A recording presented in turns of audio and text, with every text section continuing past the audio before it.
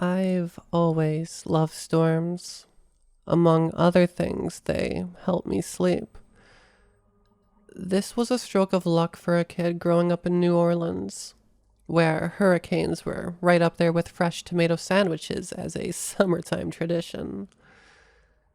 But I moved around a lot, and you have to adapt. I live right in Tornado Alley now, where it pays to be more alert. But it wasn't sirens that woke me up last night, and it wasn't a tornado that left me feeling so shaken. I knew when I went to bed that the storm was heading my way. Before I settled in, I went through my usual bed weather routine. Turn on my phone volume for emergency alerts and turn off my home security system. Loud thunder tends to rattle my windows, setting off very loud, very false alarms. I also stashed some extra blankets in the bathroom. My basement is unfinished and pretty gross, so the bathroom is where I usually bunk down during tornado warnings. With all my prep done, I snuggled down and enjoyed the pounding rain. My boyfriend is away on business, and sometimes to my detriment. I don't like being alone, but the sound of the storm outside soothed my feelings of loneliness, easing me into sleep. An ear-splitting crack of thunder jolted me back to consciousness. I had been sleeping deeply enough that my head felt like it was packed full of cotton. My limbs were unmovable, and my vision was hazy. That didn't stop me from noticing the dark figure standing at the foot of my bed. Despite the fear that lanced through me, I was only awake for a few seconds before sleep pulled me back under again. But it was long enough to see a burst of light illuminate the room. My last thought before the darkness closed in again was of how much it looked like a camera flash. This morning, I was so freaked out, I called my boyfriend to tell him what I'd seen. Even though Jeff has joked about my house being haunted since we first started dating, he was good at easing my nerves. And maybe I'm a silly romantic, but just hearing his voice made me feel better. To my surprise, the first thing he said was, "That's actually really common with sleep paralysis." I've never had sleep paralysis before. I also wasn't prone to nightmares, but thinking it was a demon beat the alternative. I've walked the whole house, found no sign of anyone actually breaking in, and then resorted to pacing my bedroom as we talked. Jeff chuckled. "I know, but you said you couldn't move, and there was a dark figure in the room. You probably just got pulled out of REM sleep and saw literally the most common sleep paralysis hallucination. Your brain interpreted the lighting as a camera flash, and voila. You've got a creepy cameraman nightmare."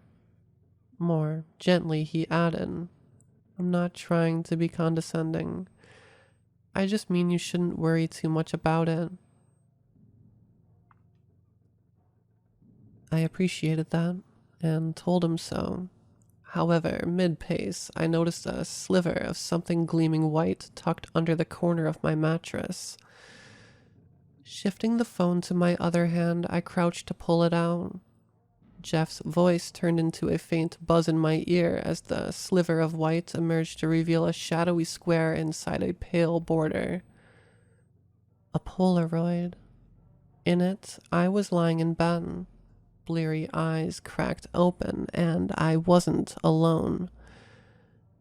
Beside me on the mattress lay a desiccated corpse, even with its skin a rotted shade of gray and its pale hair matted. I still knew it on sight. My ex-boyfriend, Richard. The latest in a long string of bad mistakes and romantic failures before Jeff. Obviously long dead, but somehow stretched out next to me in bed. "Babe, I've gotta go." I ended the call over his distant, tinny protests. Which brings me to where I am now, sitting on my basement stairs, completely losing it. I've got bigger problems than sleep paralysis. Bigger even than some voyeur breaking into my home while I slept. I don't even know where to begin with this.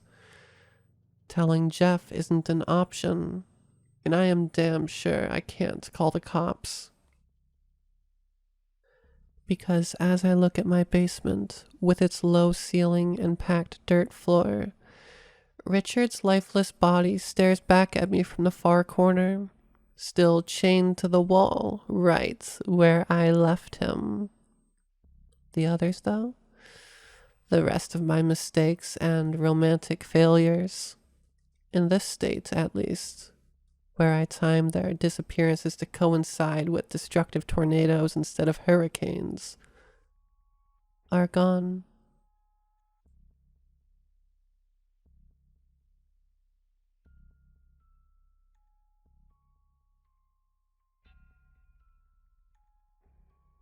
I was watching television with my wife one Halloween, and they were broadcasting an old Stephen King movie called The Night Flyer.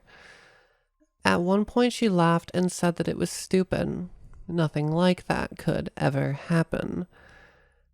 I didn't want to argue, and I certainly didn't want her to think I was insane or lying to her, but indeed a somewhat similar thing did happen a long time ago, right here in MapleKnott County. After watching that, I feel like I just have to tell someone. And since I couldn't tell her the story and I'd rather remain anonymous, I thought I'd tell it on the internet. I live in a town called MapleKnott. The county it's in has the same name. Now, maybe I've changed those names and that of the people and streets as well to protect my privacy. So let's not get hung up on that. Anyway, MapleKnott has a lot of dark back roads like many small towns and small cities. No one would spend very much money putting up streetlights in the woods. When you're driving these roads at night, once in a while you might see something strange.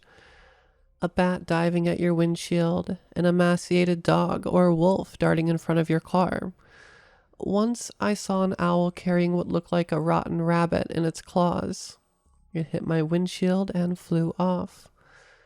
Upon checking, the thing had left a swath of wet, brown slime that smelled like garbage on the glass. You blow these things off usually. I mean, it could all be natural and not abnormal. They're just odd. And they happen a lot more than what you might consider to be normal or such animal encounters. However, there was a series of events one October in 1995 that made me reconsider my position on those bizarre animal behaviors I'd witnessed on the dark back roads of MapleKnott. You see, each of these events was preceded by the same kinds of animal sightings. These events I'm talking about are the sightings of what around here we call the night driver.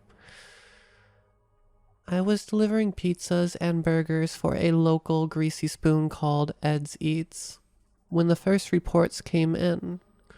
Deputy Borman played us a visit at the beginning of our shift one day and wanted to talk to all the drivers. So we huddled around a table, and he sat down and asked us if anyone had seen a gray Chevy Blazer with blacked out windows out in the woods on any of our deliveries. Everyone shook their head. A few said no out loud. He said that they had a report from Ellis Tremont, a local foreman at the sawmill, that this vehicle had run him off the road. The incident had damaged his car and he wanted to find out who it was driving. He said he tried to get the plates, but the Blazer had none. The deputies said they ran a check of vehicles registered locally and no one has a gray Blazer. Not in MapleKnott anyway. Whoever it was must be from out of town. So about a week later, old Ellis winds up dead. His car had skidded off the road and hit a tree. Ellis had been thrown through the windshield and impaled on a broken tree branch that was pointing right at the front end of the car. There were tread marks on the road from squealing and hard braking tires, leading up to the spot where he went off. The tire tracks were from 2 cars. One were from a set of big tires made for going off-road and a kind often put on Chevy Blazers. He told all of us to keep our eyes peeled, and if we saw any sign of this Blazer, to contact him directly and immediately. He passed out business cards to each of us with his name, work, and phone number, and the police department's dispatch number on it. In those days, no one had cell phones yet outside of a few corporate big shots, so we couldn't contact him until we got back to a gas station or some other landline. I was reluctant to work my shift, I admit, but I needed the money and figured that whoever it was had probably targeted Ellis for a reason and most likely had no beef with any of us. Later on, I would learn that they found a half a dozen dead bats in the grill of Ellis' car. Apparently, they had kamikazed into his engine compartment. One made it all the way into his radiator. A few days after we had our talk with the deputy, another driver, Chucky Dobbs, comes hauling butt into the kitchen where the rest of us were folding pizza boxes, smoking cigarettes, and shooting the shit. He's all freaked out and says he saw the Blazer. According to him, it had wrought iron bars for the luggage rack on top, and more wrought iron on the sides where the door bumpers should be. On the grill was even more of it. The whole thing was trimmed in the stuff. He said the windows weren't just dark from window tinting. They were blacked out. Completely. Even the windshield. You could tell it was painted or perhaps some kind of black paneling. He said even the headlights were blacked out. It was driving around in the dark with no lights on. No brake lights when it braked either, and no running lights. Nothing. He had just left the house of a regular customer after dropping off a pie and was on the way back. He was coming up to where Skylark Trail meets up with Trout Creek Road. It's not a 4-way stop right there. It's a T and he's on the straightaway. There's no stop sign on his road, but the other one has one, of course. Anyway, he got about 40 or 50 feet from the intersection and the Blazer just shoots out in front of him and skids sideways, coming to a stop facing him in the middle of the road. It slid to a stop, sort of angled and covered about half of each lane. There was no room to go around, and Chucky was going pretty fast and had to slam on the brakes. He skidded to a stop just a few feet from the Blazer. He sat there for a second waiting to see if the thing was going to move or if someone was going to get out. After about a minute of that, he turned on his brights to see if they could penetrate the windows. They didn't. He said there was an intense feeling of dread that the thing gave off. I told him he was just freaked out. The guy might be a killer, so it's normal. But he said no. This was more than that. This thing was evil. You could feel it. He backed up slowly, glancing back and forth from the rearview mirror to the road in front of him in case the Blazer sprung into life and charged him. He lost sight of it after that. He got turned around and passed a bend in the road. The deputy came to talk to Chucky before checking out the area himself. He didn't see anything other than a bunch of dead mice scattered all over the road where Chucky said the Blazer had been stopped. Deputy Borman told us how Ellis' wife was in tears and he had been dealing with that. He had known her since middle school and so this was personal to him. He told us not to go home after our shift until he got back. When he came back a couple of hours later, he had a box with him. He set it down on the floor in the kitchen and all of us drivers gathered around. He said the police department had just received a shipment of GPS tracking devices. One kind was for their own cars in case an officer is down or injured in a crash they can be found. but these others were smaller and easier to install. He had fitted them all with two-sided sticky tape and asked us to carry one with us, and if we got close enough to the Blazer to try to attach one to the vehicle. He said it's a long shot. Even if we got one on there before he drove off, the driver would probably check to see what we had been doing, find it, and throw it out. Normally, they can be installed in such a way that it's hard to find them, but in our case, we wouldn't have time to do that. Just get it on the vehicle somewhere, he told us. Don't stand directly in front or behind him, he added. I don't want any of you boys getting run over by this nut.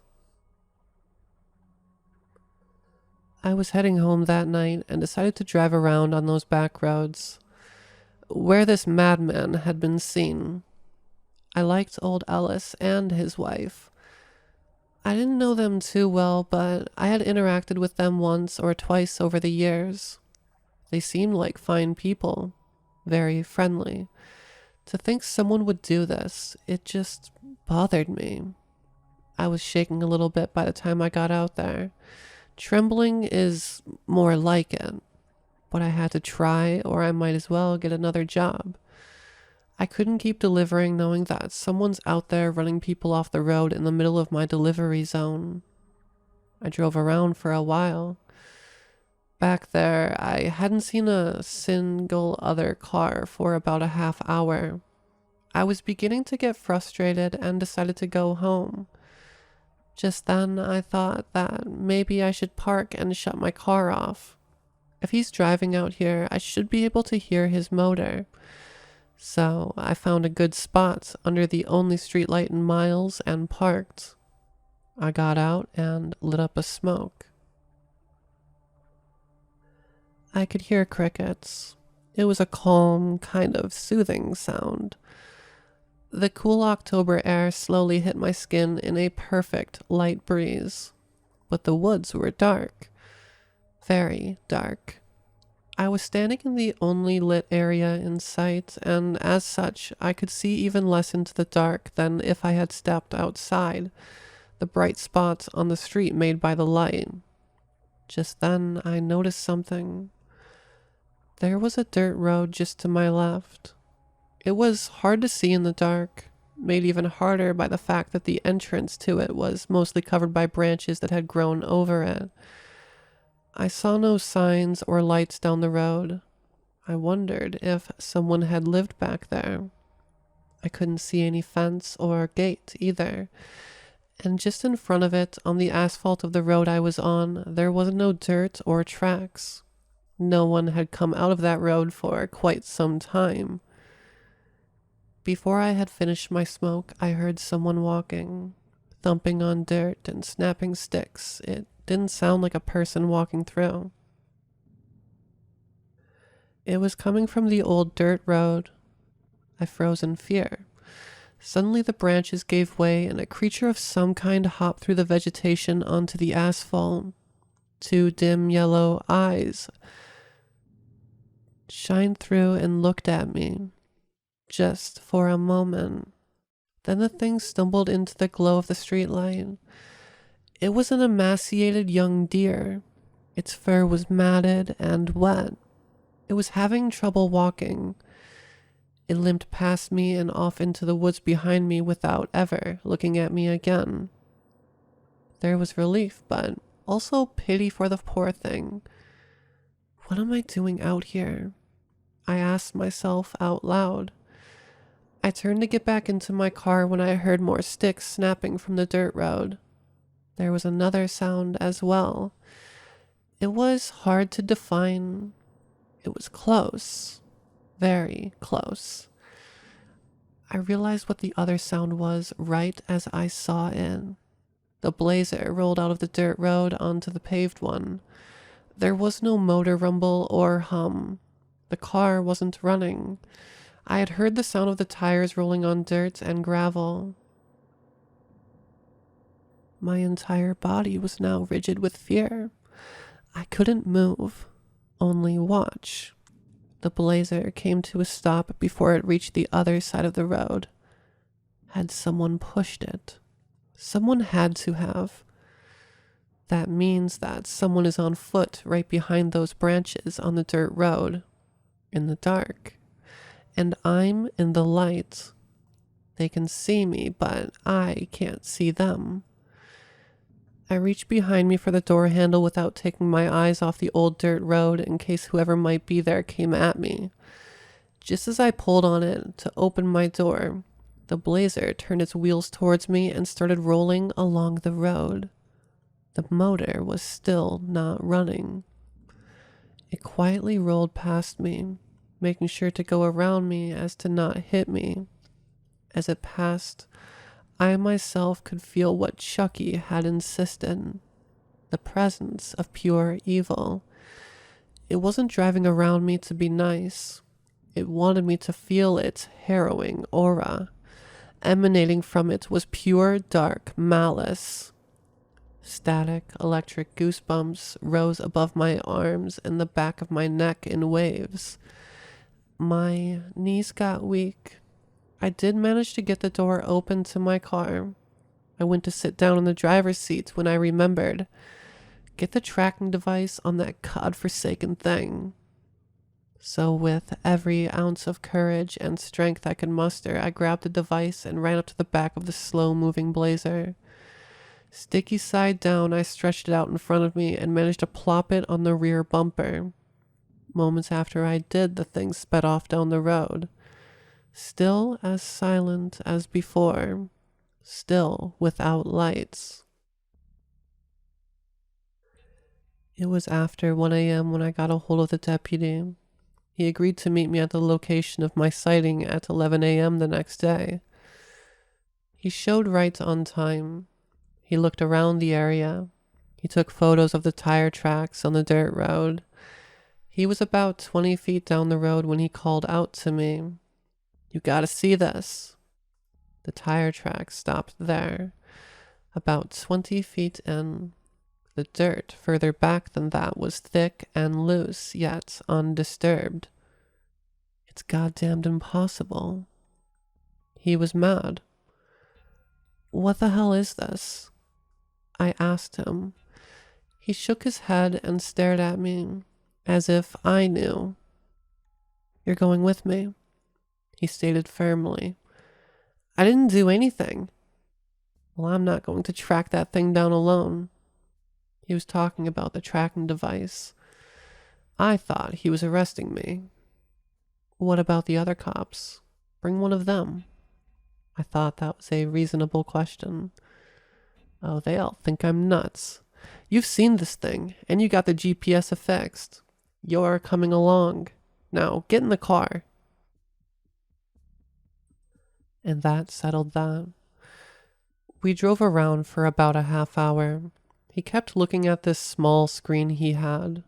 It was part of a larger unit.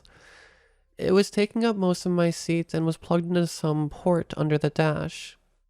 The way this thing works is that it sends out a signal. That signal bounces off the device you put on that Blazer. This thing then knows the distance from us to the device. It also knows our GPS location, and so it circulates the GPS location of the device that way, but we have to be within a mile of the thing for it to work. The deputy knew his stuff, but we both knew something else.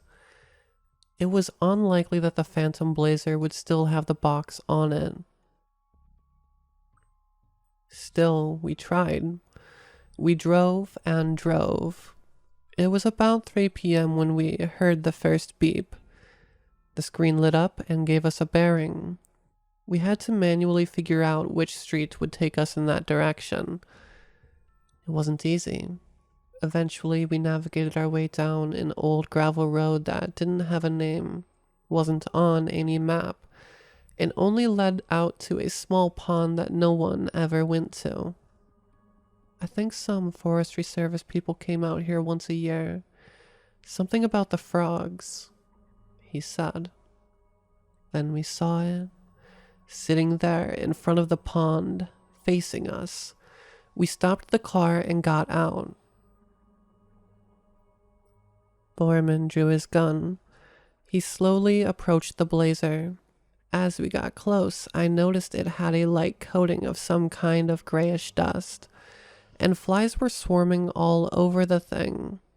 Dozens of them. We both felt the eerie sense of malice that the vehicle gives off. Deputy Borman felt it and looked at me. What the hell? Borman swung the driver's side door open and pointed his gun inside in one swift motion. There was no one at the wheel.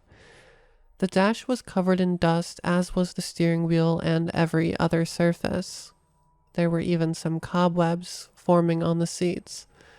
Behind the seats was a partition, making it impossible to see into the back seat and bed. Just then we heard something move in the back. It sounded like someone struggling. Borman quickly ran to the back of the Blazer and opened the rear door. A single, emaciated dog jumped out and ran off into the woods. There was nothing else in the back at all. He shut the door. I'm gonna have it towed. Bowman started walking back to his car. I followed.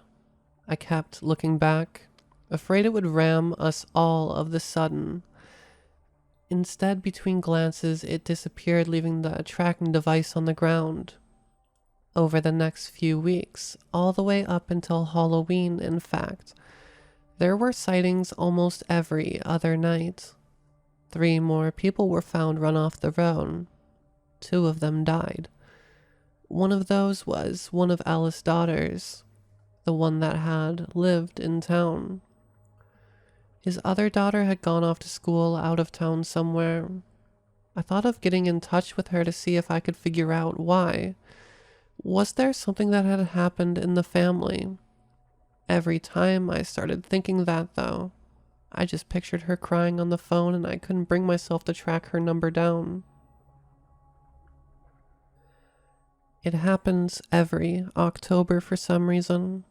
Most folks just leave the area for that month, or at least stay off the roads at night. The local papers call it the night driver. After posting this online, I left the computer on with the page up when I went to the bathroom. When I came back, my wife was reading it. She started crying. I asked her what was wrong.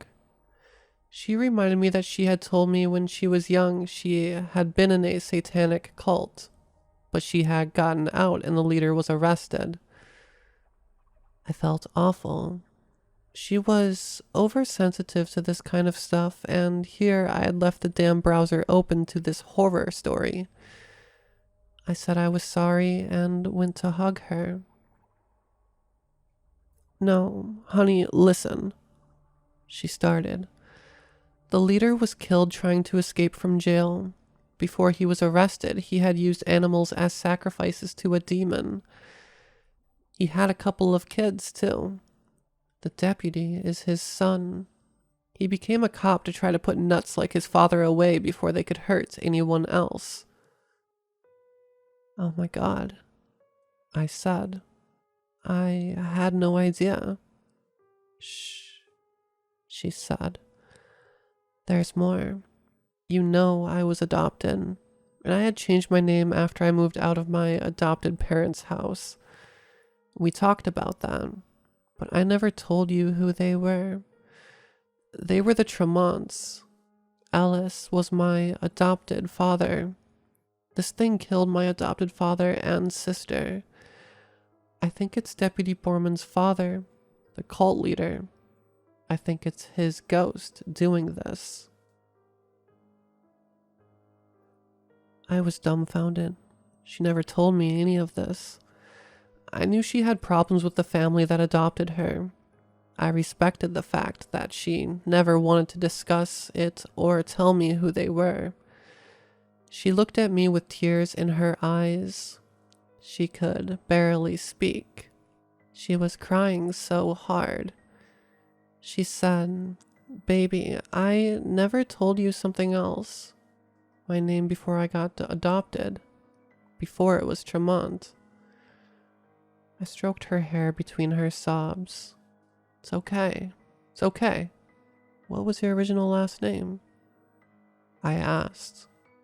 She pulled away from me and looked me right in the eyes and said, Borman.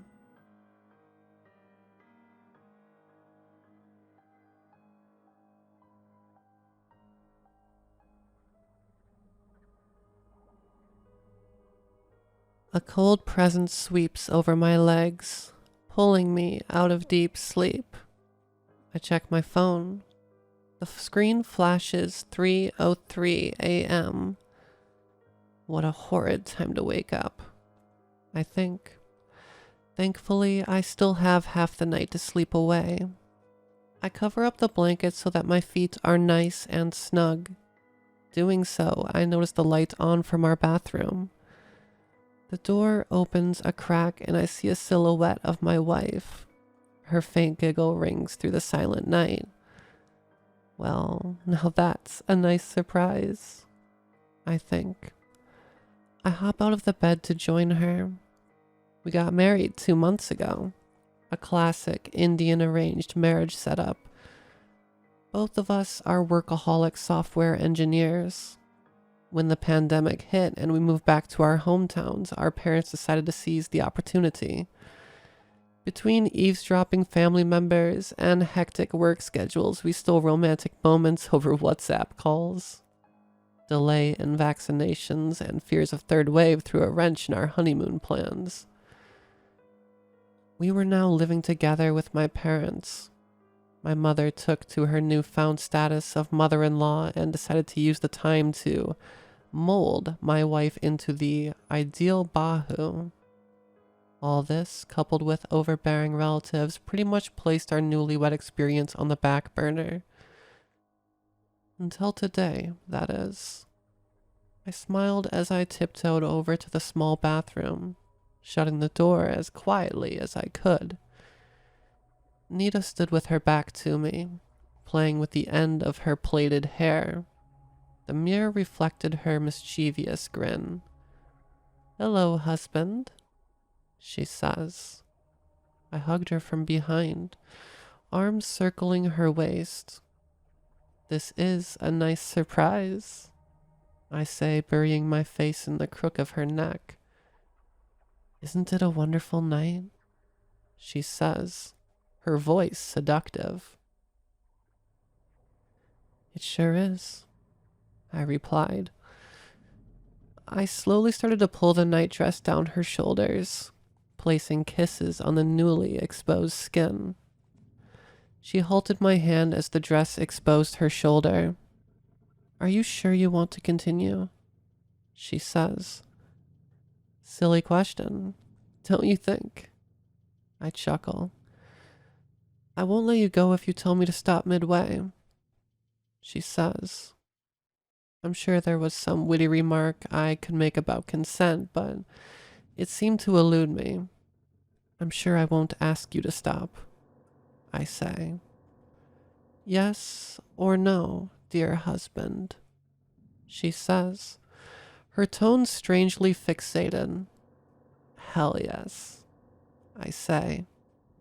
"You asked for it," she says with a chuckle. I pull down her nightdress. Her skin turns darker and darker as I peel it away from her body. At one point, it shimmers and turns into quicksand. My hand starts sinking into her upper arms. I panic as my hands move to her back. A scream rips through me as I see the figure that holds me captive. A dark, woman-like creature with slanted, blood-red eyes looks back at me. Its face twists up in a V-shaped grin, with a serpent-like tongue darting out of canine teeth. "What's wrong, husband?" it says in a distorted voice. "Be one with me." What the hell? Get away from me! I scream, trying to pull myself from the dark void of the creature's form. The creature turns its head to face me. Tentacles start to emerge from its frame and start to encircle me. Two of its tentacles grasp my head, holding it to face the creature.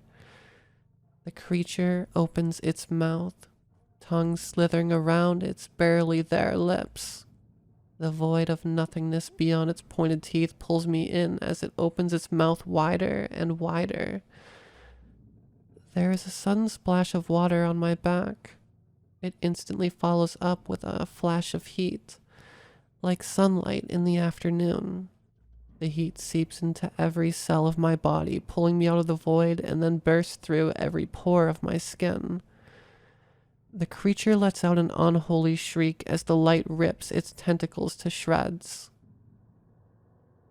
As the creature disappears into shreds and floats out the vents, I fall back into what seems like someone's waiting arms.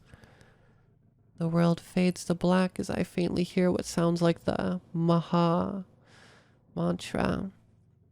I wake up with a jolt. "Easy now," Nita says.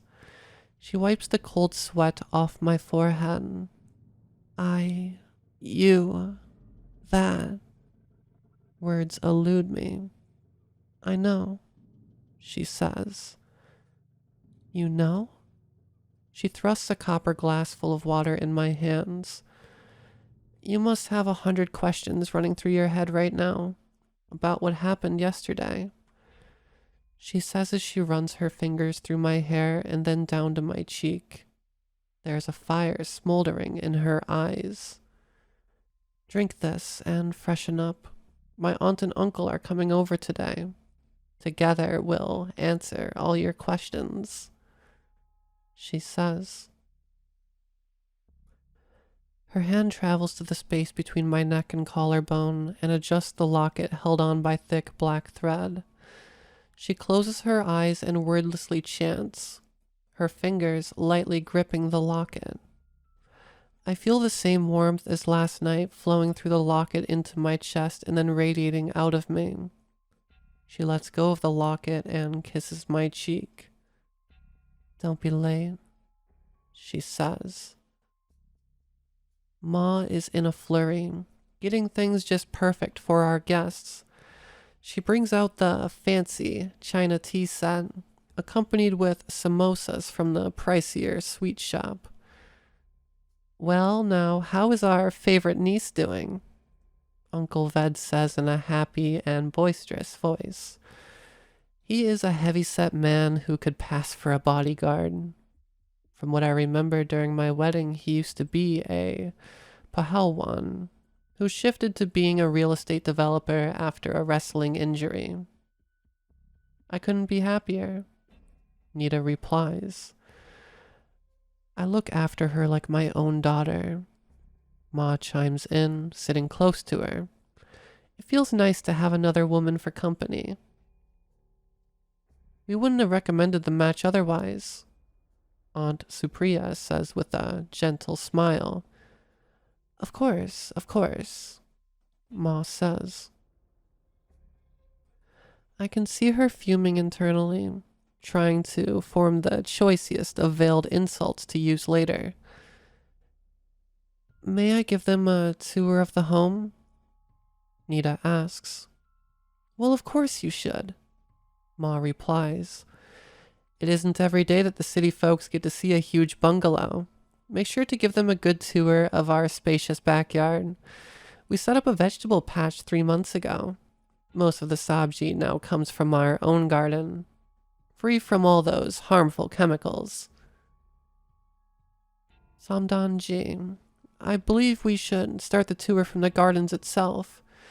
It's my dream to have a wide backyard with a flower garden and a vegetable patch," Aunt Supriya says. "Dear, shall we?" My mother is momentarily confounded, and in that time, we head for the gardens. Uncle Ved and I sit in the lawn chairs while Aunt Supriya and Nita walk around, sometimes stopping to examine the plants and soil. "Well, Shiv, I'm not a man to beat around the bush," he says, clapping my back. "We heard there was an attack last night. How are you holding up, son?" "Honestly, I don't know what's going on," I reply. "I don't blame you," he says. "You know that stupid thing they say about how women can never hold in secrets? Load of crap, I say. It took me 6 years to realize the line of work my wife and her family was in. That, too, when my children were attacked. They come from a long line of accomplished Brahmanis who have been passing on knowledge of the spiritual and supernatural aspects of life. My Supriya continues to explore the immeasurable knowledge from the Vedas and Puranas to this day, he says, smiling fondly as he looks at his wife. Now you might be wondering, women chasing demons and performing rituals, don't men usually do that? Sadly, with the centuries of change, very few people still hold the true meaning of these texts. Supriya and Nita come from a family where the eldest daughter is born with the physical, mental, and spiritual prowess needed to understand and perform the needed rituals to help people with supernatural problems. Wow, I have no words. It's a difficult life, trying to help people when they're at the worst in their life. There are many people who have no mastery over spirits and ghouls, yet they will haphazardly use tantric spells, not knowing that one who casts them must be someone who follows a strict adherence to a Vedic lifestyle. People never understand that asking for someone to use black magic over another person might take some money, but the after effects of a curse gone wrong consumes everything, he says.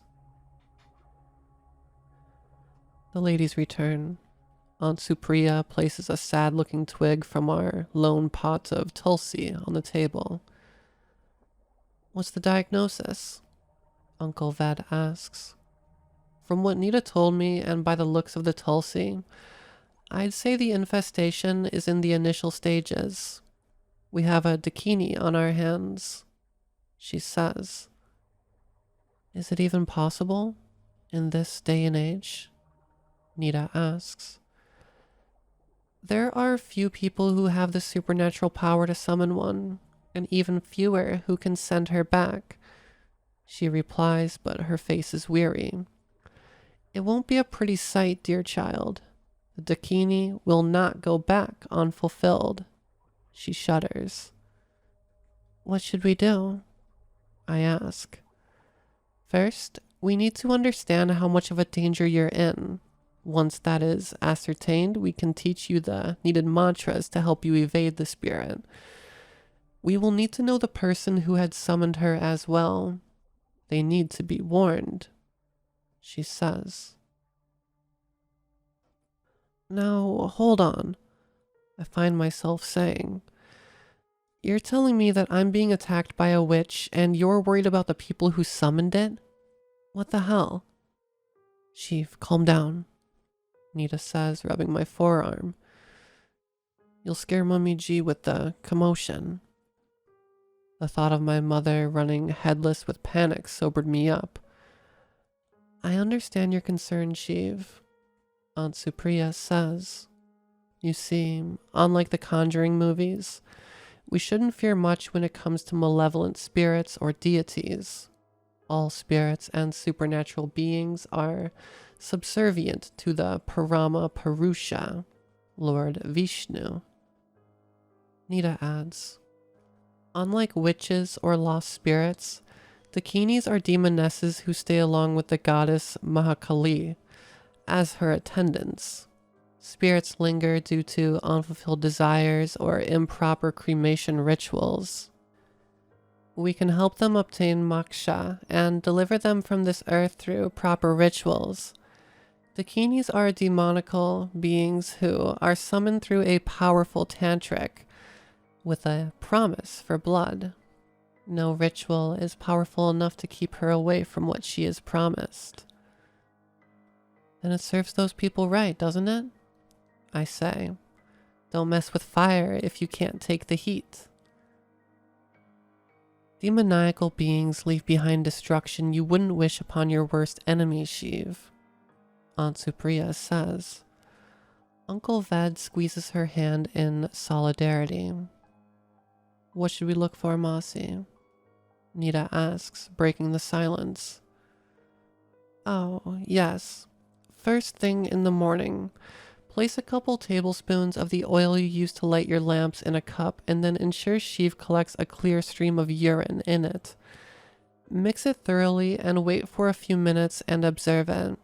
If you notice any broken circles or unnatural shapes, it means there is a moderate infestation. If the oil just breaks into regular droplets or globules, he isn't affected. It should look as if someone dropped some oil into water. Aunt Supriya turns to me. Now, Sheev, do you feel extremely tired or fatigued? You mean other than working 14 hours a day? Oh, right, she says, clicking her tongue. How about this? Can you recite something from the Bhagavad Gita? I'm not religious per se, I say, much to her chagrin. We watch Mahabharat on the TV, though. I'm not sure it counts, son, Uncle Ved says with a chuckle. Can you recite the Gayatri mantra? She says. I remember it from my school prayers, and I recite it as she asks. How do you feel? She asks. Weird, I guess. Honestly, I feel like I'm 7 years old again, back at school. I say. Well, that clears up any fears you had, Nita. Your husband's fine. It was a good call to have the Tirtha by your side. It was a good call using that powerful holy water to drive away the Dakini. Like I've always said, don't underestimate your sixth sense. I couldn't shake off that unsettling feeling ever since I stepped in this household. I wasn't sure what to do. Look at the Tulsi. It unnerved me, Nita says. We look at the twig. It looks diseased, with the leaves shriveled and leached out of color. There are smears of white pus, as well as what look like black hair wrapped tightly around the branch. Mummy G was blaming the weather, but how is it that other plants grow so well while the Tulsi is dying at such a horrific state? Nita asks. What does this mean? I ask. A Tulsi is the home's first line of defense from the supernatural, so to speak, Uncle Ved says. It doesn't matter if you perform the grandest of yanas and homas if you don't follow the basics of nitya puja. For the men, always perform the sandhya vandana, and for the women, light the lamps every morning and evening and water the Tulsi. Doing these things, along with being kind and righteous, is enough to protect you from the most powerful and malevolent beings there can be. It's a busy life these days, I say. We have 12-hour work days and you wake up at 10 a.m., scroll through Reddit in hour-long Zoom calls and lead nowhere and take status calls from the shower. I think you can do with missing one useless meeting, Nita remarks. I want to respond back, but refrain from doing so. She is right. I could do with some time management if it meant staying monster-proof. I'm glad I brought some Tulsi seeds just in case. Make sure to plant it before you have breakfast in a separate pot. It's better if the new saplings are kept away from the existing ones. Once they're grown, make sure to dump the older pot and replace it with a new one, Aunt Supriya says. We enter the hall. Ma takes a prepared entrance, making it look like she popped in by chance. Well, Bahu, did you show your uncle and aunt our home, or did you spend your day in the garden itself? She says with a flighty laugh. Oh, Samdanji, I think I've had my fill with your beautiful garden. We'd love to stay more, but my husband has some urgent business to attend to, Aunt Supriya says. I'm sure it could wait. We haven't even had anything, Ma says, gesturing to the plate of untouched samosas and the teapot. Surely you still don't hold on to those antiquated beliefs of not even drinking a sip of water in the daughter's home.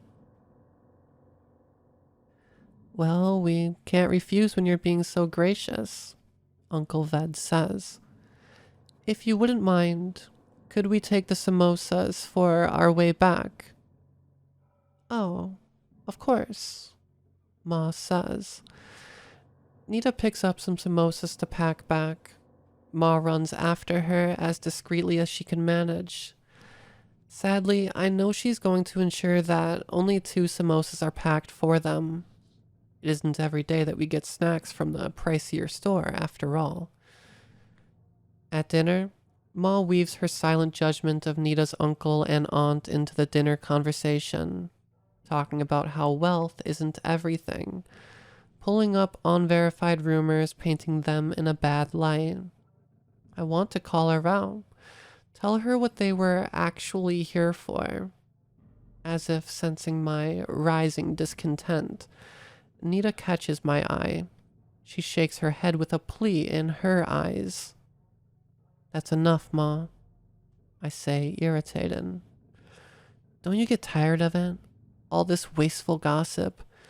What good does it do anyone hearing this? Well, I never said anything. I was just telling what others, she says. I'm not interested in what these others have to say to them, I say, putting a stop to it. To me, they're my in-laws.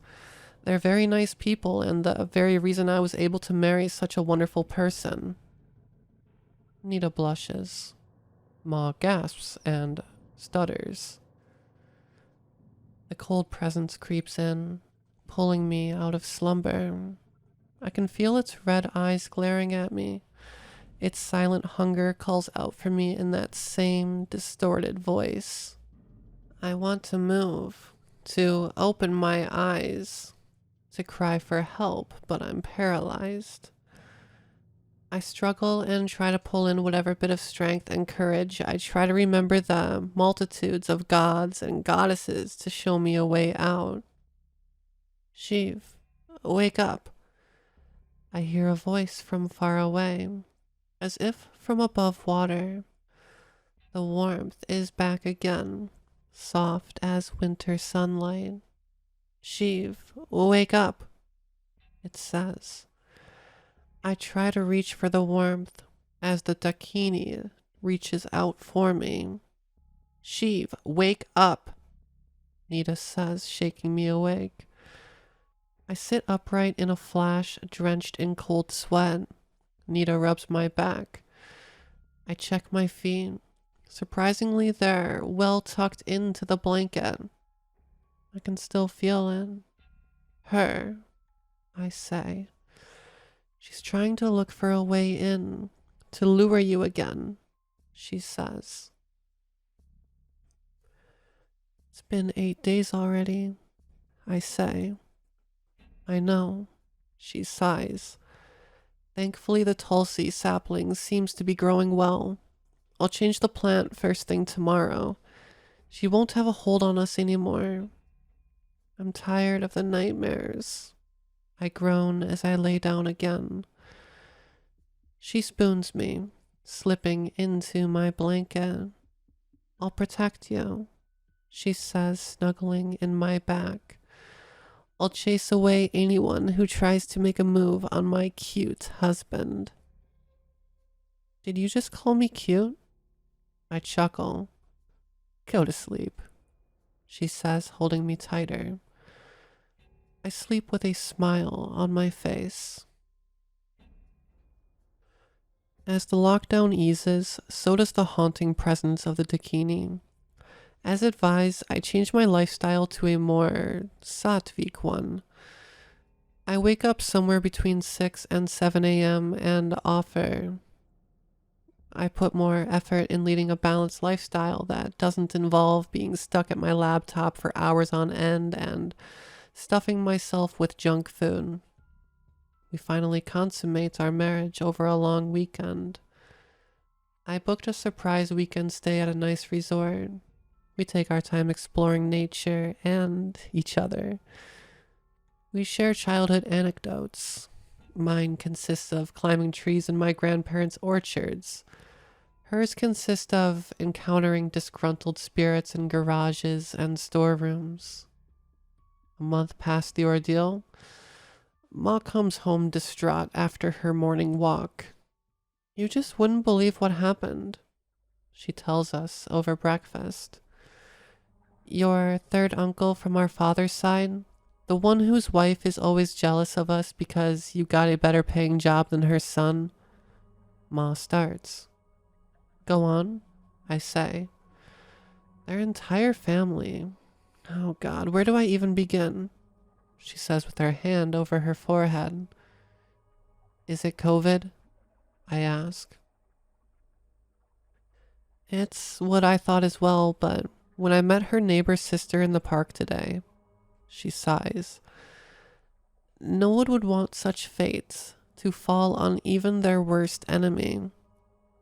Beside me, I feel Nita go still. The entire family had gathered at their place from a month back, since the elder daughter was due soon. You know, the one who she always wanted to set you up with. Ma, what happened? I ask. Oh, right. Well, a few weeks back, the daughter was admitted to the hospital late in the night. When they asked the family, they mentioned she went into labor. Later, the neighbor found that she lost the baby, and due to some complications, she can't bear children again. A week after that, the son gets caught in a road accident. He's in a coma due to the head injury. Just when they were recovering from these blows, the husband died yesterday. The wife has been saying it was a heart attack, but the neighbor said she heard a loud scream late at night. Ma sips on the tea with a shaking hand. That's not all, though, she says after a while. There's more? I ask.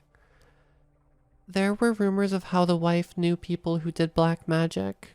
She would routinely visit such practitioners to help her husband get promotions and her daughter to secure a good match.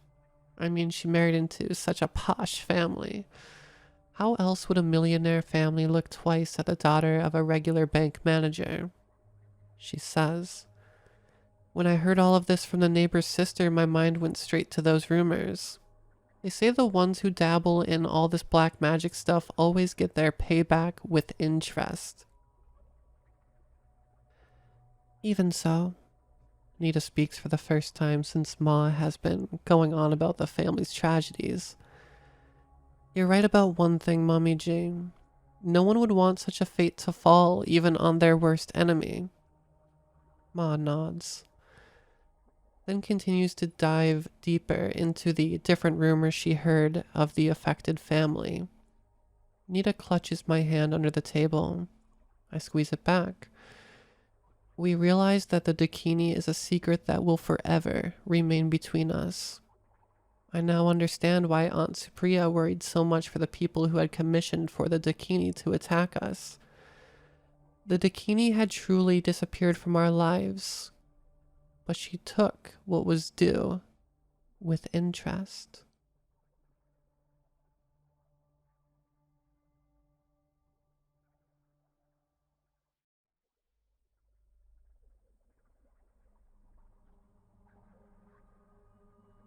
My friends and I were checking out this abandoned shack and found this note.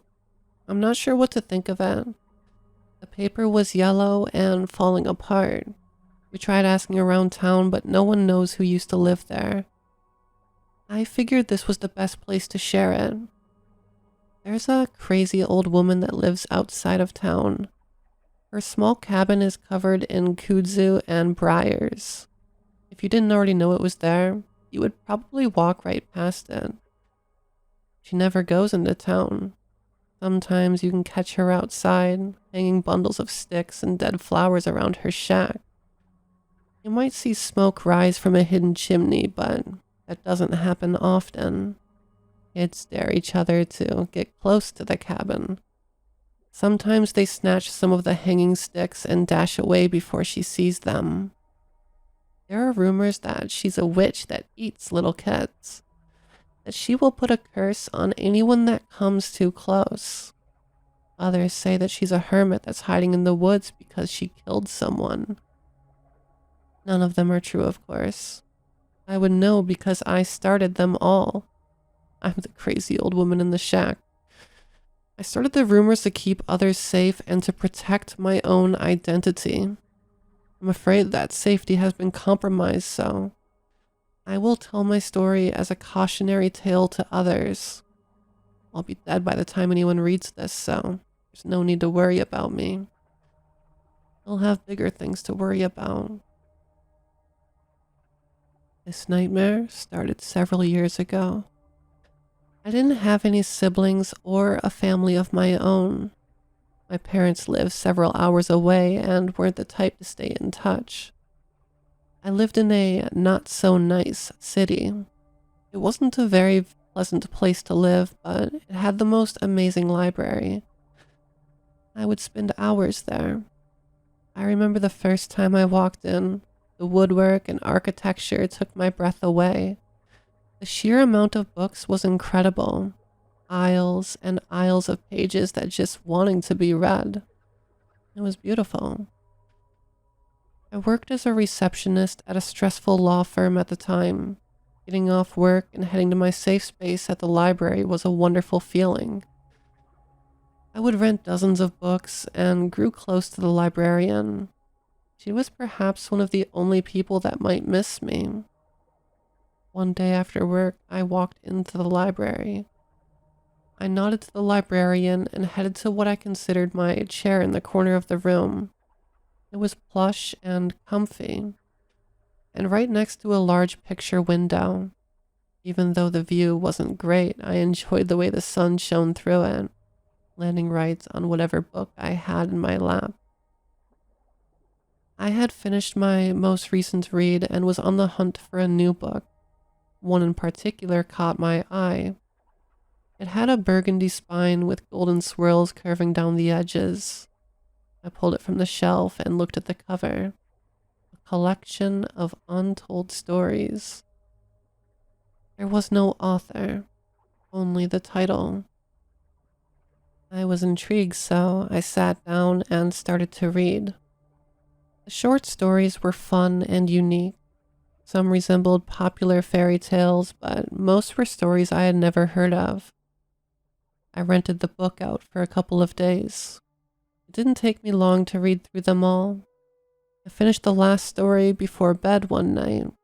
I sat the book down on my nightstand and fell asleep. The next morning, as I was getting ready for work, I went to grab the book so I could drop it off at the library, but it wasn't there. I searched my small apartment. I knew I had put it next to my bed, but I couldn't find it. I was already running late for work, so the search would have to wait. When I got home, I found the book exactly where I put it the night before, laying on my nightstand as if nothing had happened.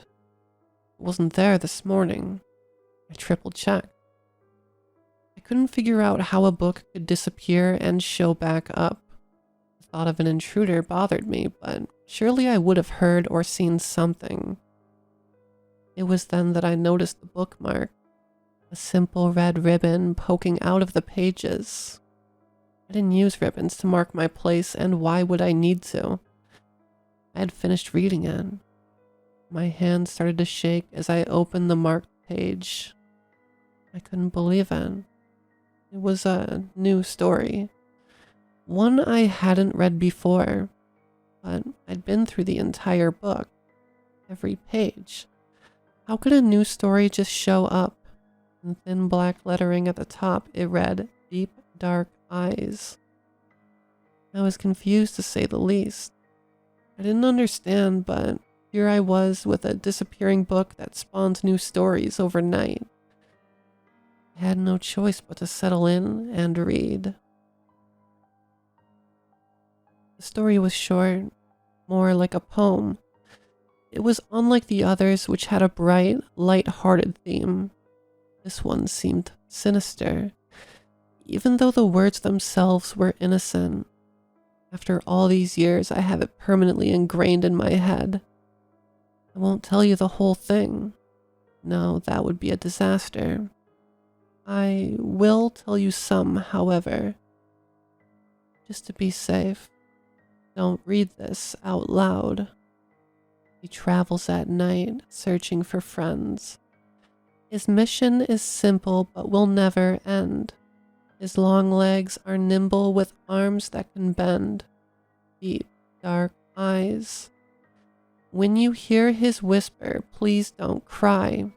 Just look at his face and smile real wide. He'll be with you always. You cannot hide. You have a friend with deep, dark eyes.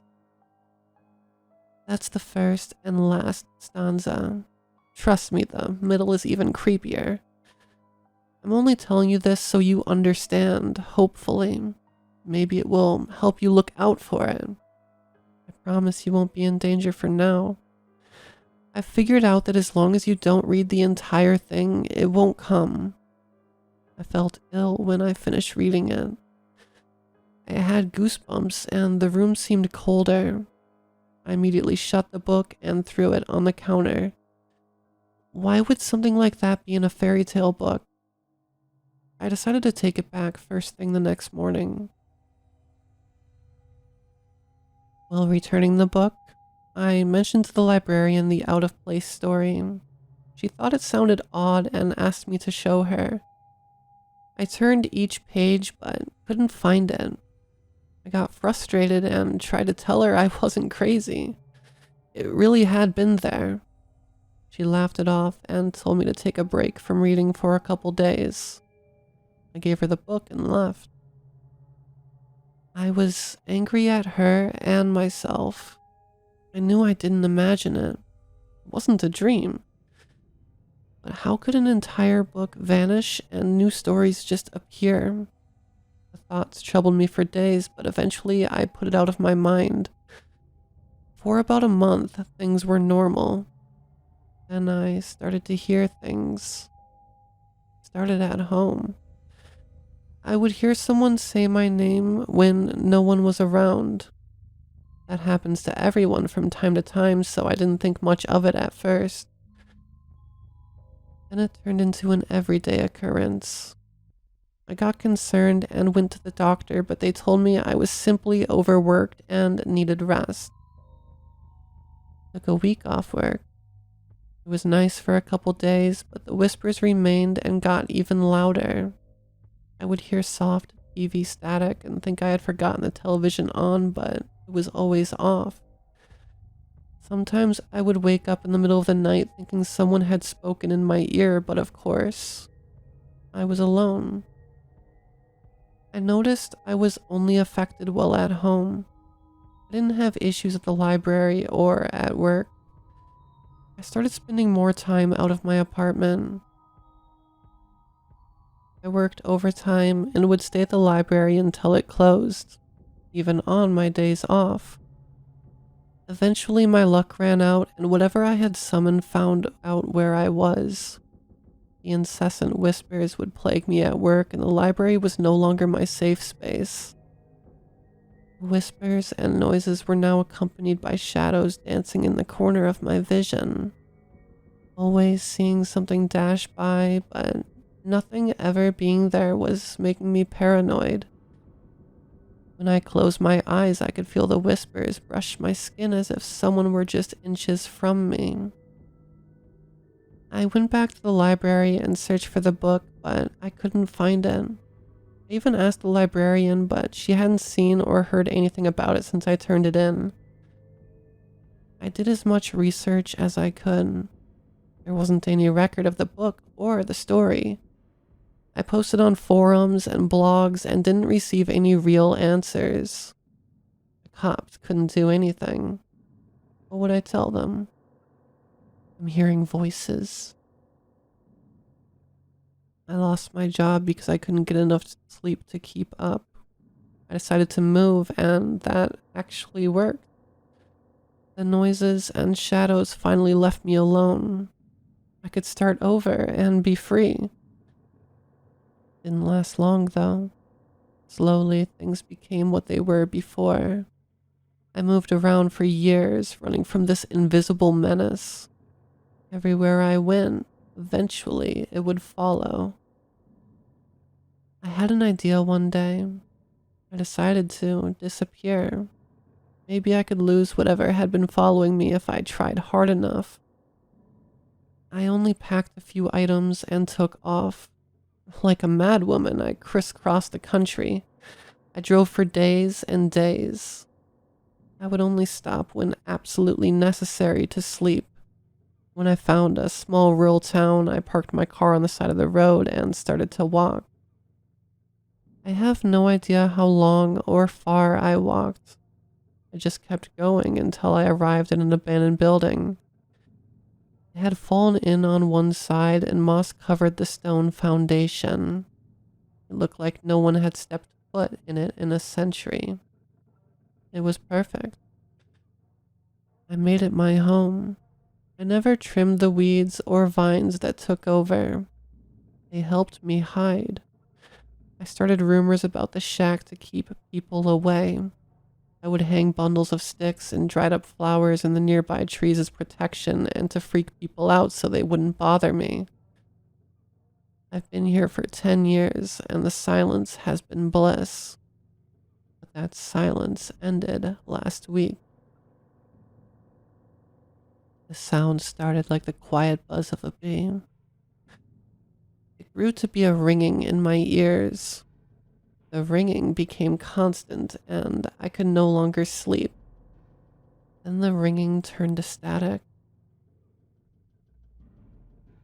The kind of static when your TV has lost signal or when the radio cuts off. And the shadows returned. I would catch the leaves moving from time to time. Everything was so much worse than before. This morning, I saw it for the first time. I noticed a shadow, and when I turned to look at it, it didn't dart away. It stayed there, perched on the wall in the corner like a spider, its legs and arms bent in unnatural ways that made my stomach turn. Its only facial features were two large black circles. They were empty and deep, a shade of black that swallowed any light or color. It slowly turned its head to the side. The static in my ears got so loud I could feel blood trickle down the sides of my face. I started to cry. I blinked tears away and it was gone. Getting dark out. My ears are still bleeding and my head feels like it might explode. I know whatever it is will be back.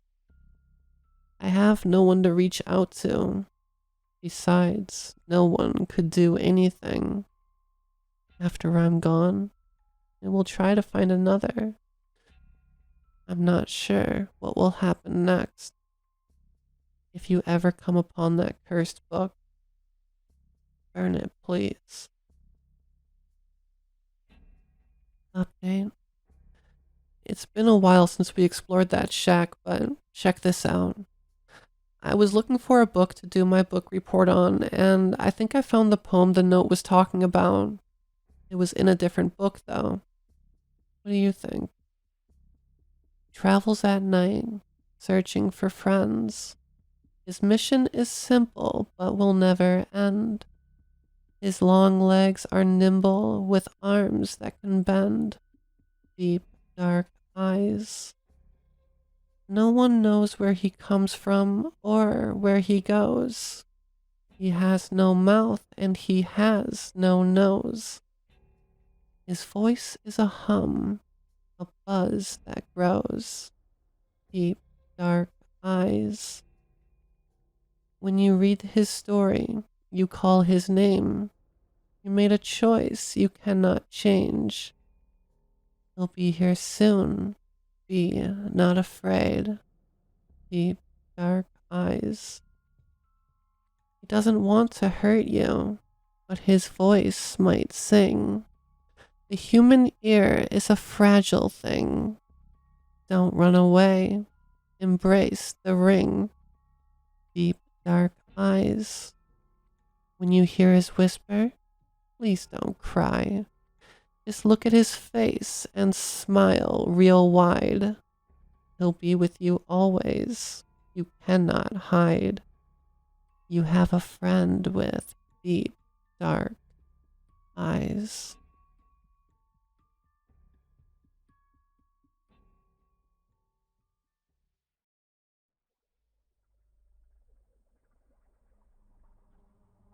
My name is Kayla, and I work overnights at a hotel as a front desk rep.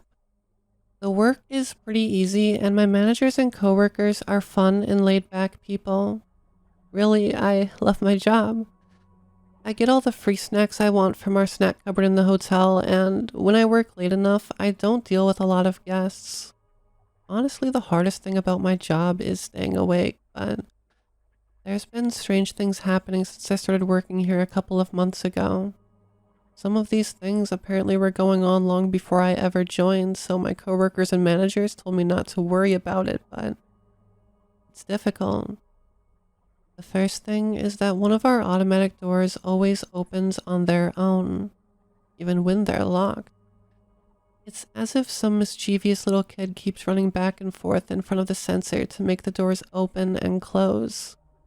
We've had people look at them to figure out if it's an electrical issue, but they can never find anything wrong. It wouldn't matter so much if it wasn't a security issue, since the door is the entrance to the lobby. That is pretty easy to ignore. Just chalk it up to a weird sensor problem or something.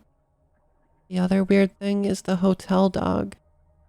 Our hotel is pet friendly, so it's not uncommon to see people walking around with their pups, and it's one of the perks of the job.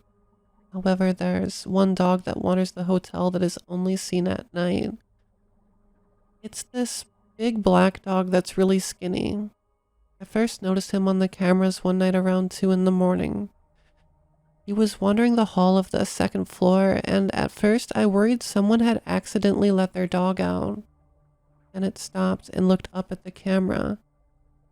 I felt my heart drop into my stomach because it seemed like it was looking directly at me, like it could see me through the camera.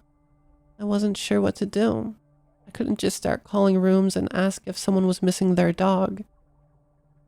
Well, I was frozen in confusion and a little fear the dog suddenly disappeared.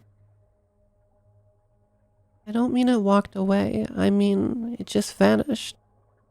I was staring at it on the camera, then suddenly it just wasn't there. I thought maybe I was hallucinating from lack of sleep.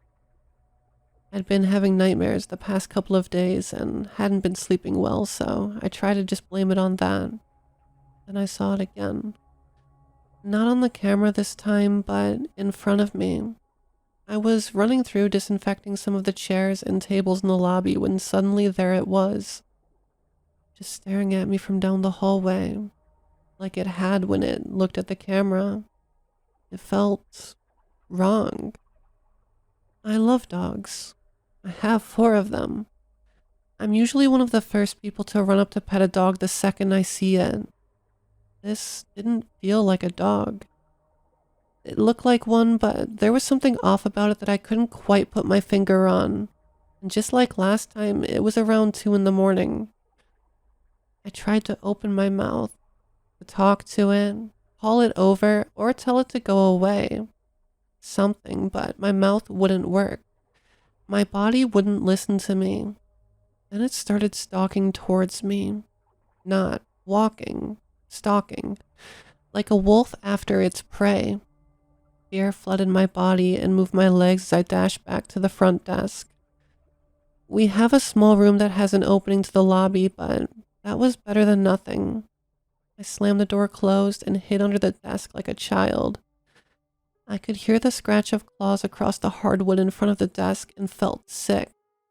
I waited there for what felt like an eternity, but was likely only an hour until I felt safe enough to slowly come out of hiding. I asked my coworkers and managers about the dog, and they all clammed up. None of them have gave me a direct answer other than, don't worry about it. But the looks in their eyes when I brought it up made my blood run cold.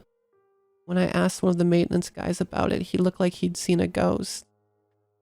This man was normally so casual and funny, always cracking jokes and smiling, but suddenly he looked away from me and quickly ended the conversation with "We aren't supposed to talk about it." When I pressed for more information, he just shook his head and walked away.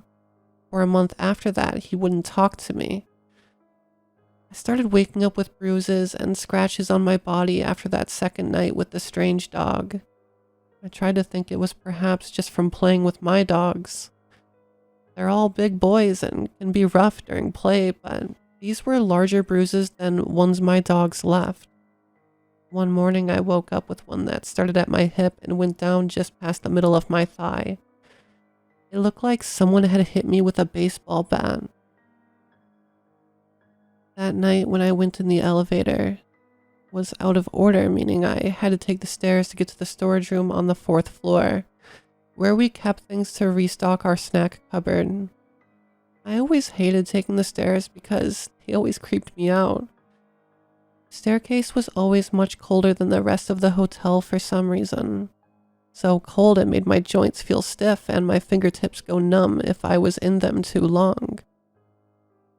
While walking up the stairs, I started to shiver even in my hoodie. It seemed like the further I went up, the colder it got, which was odd. Around the 2nd story, I started hearing an extra set of footsteps behind me. I thought perhaps it was just an echo of my own, then I heard those steps start running up the stairs behind me. I panicked and ran up the stairs until I reached the 3rd floor and rushed into the hall. I didn't care about getting to the 4th floor. I unlocked one of the storage rooms on that floor and ran inside, then slammed the door behind me. As it locked, I heard scratching on the door, like a creature trying to get in. I stayed in the storage room until the maintenance man opened the door and hugged me. I started crying out of fear and relief. I was scared and didn't know what to do. I wasn't going back to those stairs on my own. He joined me to the 4th floor, then all the way back down, and even helped me restock the cupboard. The rest of the night he sat at the front desk with me until I was relieved at 7 a.m. I haven't gone back into the stairs since that night. I refuse. Anytime I see the dog on the cameras now, I hide under the desk and just wait for a while. I don't know what to do. I love my dog, but there's so many different things that happen. More than just the doors and the weird dog. I'm so scared and so tired.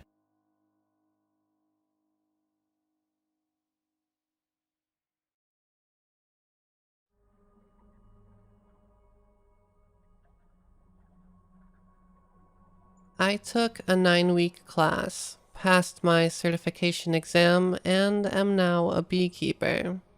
I did it out of curiosity and to give myself something to be proud of. I'll let you in on a little industry secret. If you become a beekeeper, you suddenly become very interesting. People want to know if you get stung. Short answer, yes. Long answer, only when I do something stupid.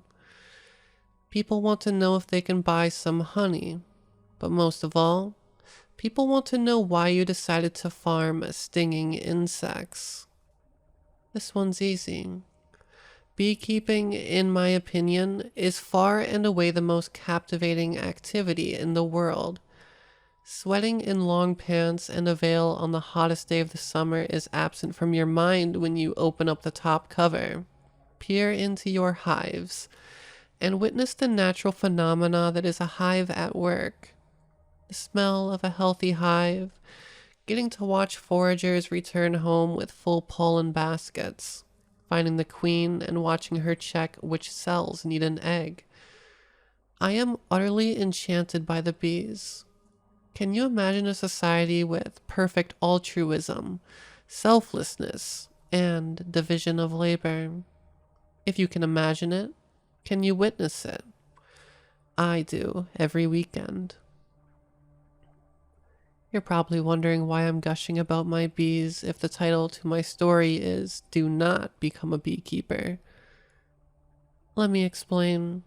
Because I have an agenda. You're going to lose money. Aside from the startup cost, you should expect to regularly have the unanticipated need for additional equipment. Your gloves will grow holes in them. You're not going to have enough honey supers one year. The boxes that bees fill with honey for you to sell. A hive will starve to death over the winter, and you'll need to replace it come spring. But it's not about the money. It's never about the money. You shouldn't become a beekeeper because it is dangerous. I'm sick of the reputation bees have, and I realize that is a weird position to take. My friends are constantly sending me links to these big internet beekeeping personalities. You may have seen them. They don't wear suits, or even a veil. Don't get me wrong, experienced beekeepers can get away with that. If you use smoke properly and don't accidentally kill bees, you will likely not trigger their alarm pheromone and get stung. But not wearing a veil is irresponsible. People are going to think bees are just harmless and cute little ladies, like any time spent with bees can't turn into a nightmare with no warning. Like they can't communicate with each other, telling their friends to come sting you again in the same place. Like they aren't smart. Like they don't know that the weakest point on a bear, you, is the face. Specifically the eyes. Bees don't think like we do. They don't have the same sense of self-preservation that we do. And the single cell, the lone bee, will give its life for the survival of the larger organism, the hive. You probably know this already, but when a bee stings you, it dies.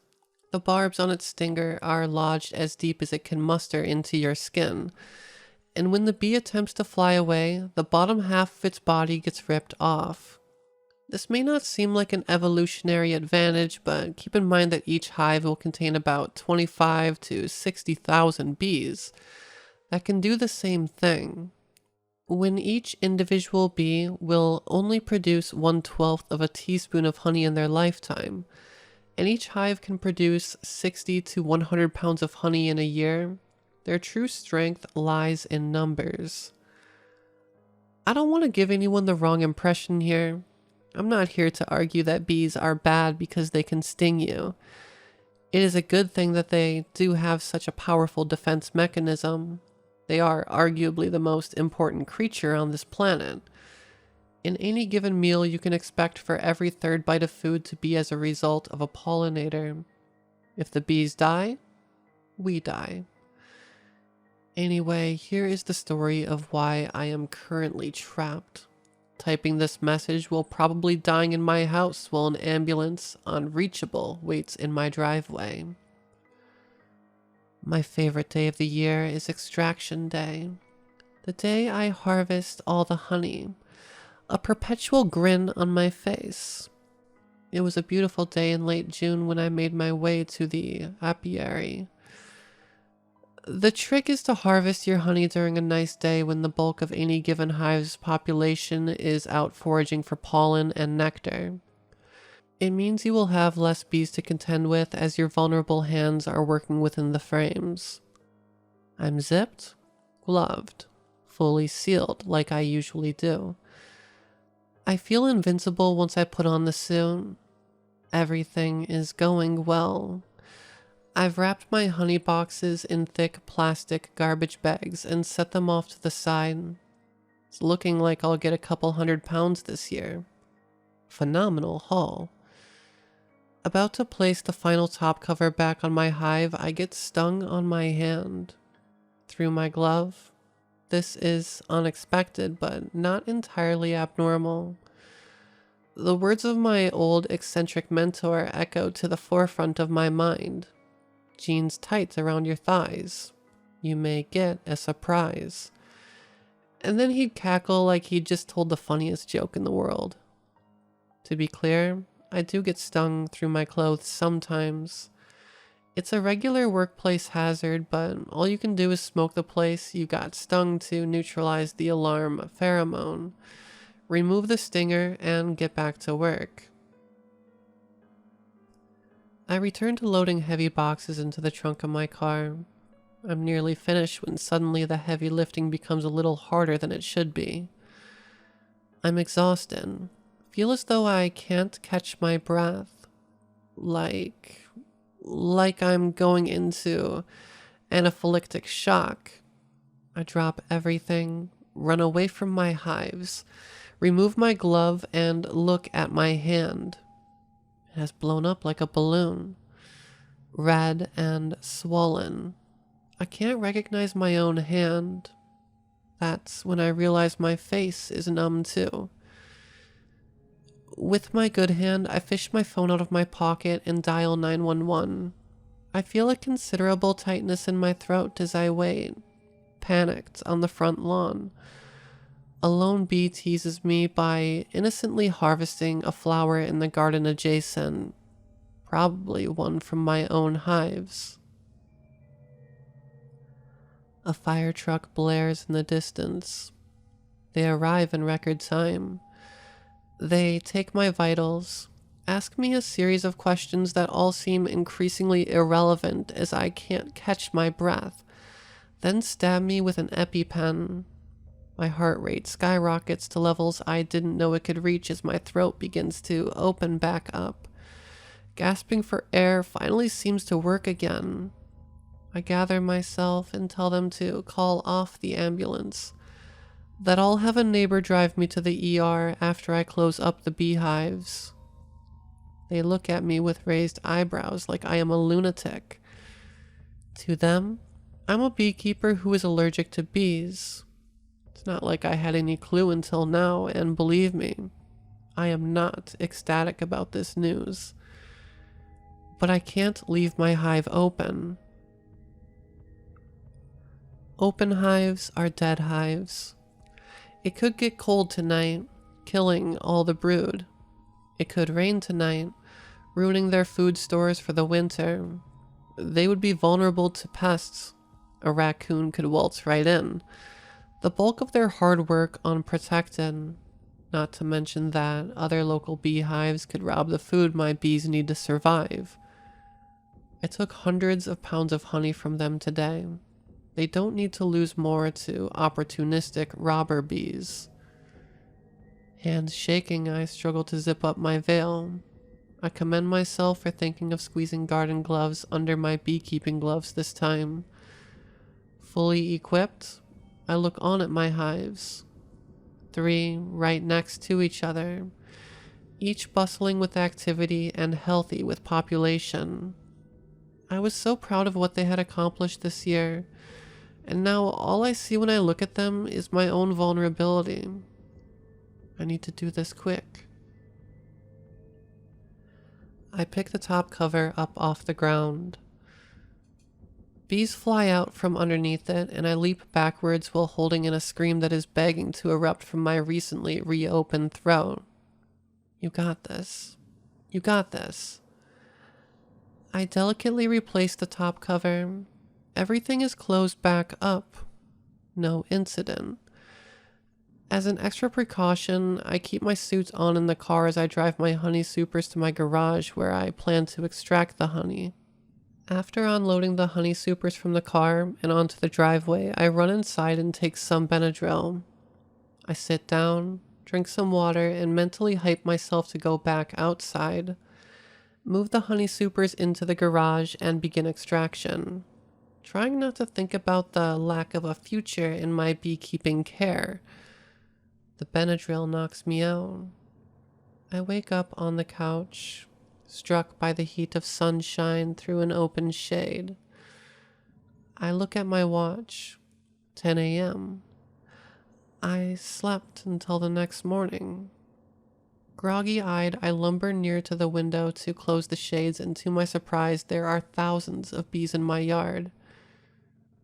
I messed up. Royally. I didn't move the honey supers inside. A little known fact about bees: if you leave honey outside your house, bees will find it. Then they will return to the hive, do a little communicative dance, tell the other foragers where the food source is. You probably know this if you've ever brought honey to a picnic. A dark cloud surrounds the trash bags filled with my honey boxes. My honey is being stolen in front of me. I watch them incredulously from the window, wings fluttering against the walls of the trash bags from the inside. They found a way inside the bags. They found my honey and are stealing it. I don't know what I'm going to do.